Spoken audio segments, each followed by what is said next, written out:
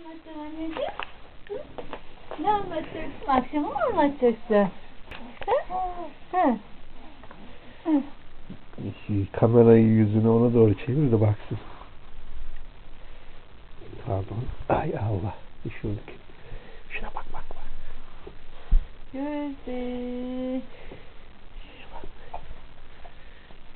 Kim var orada Gözde? Kim var oğlum orada? Görkem mi var orada?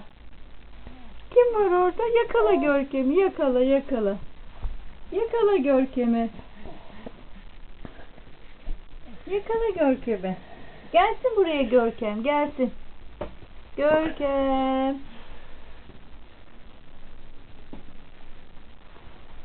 Görkem. Oğlum. Tanecik oğlum. Neredeymiş benim oğlum? Haneymiş oğlum? Gözde neredeymiş Gözde?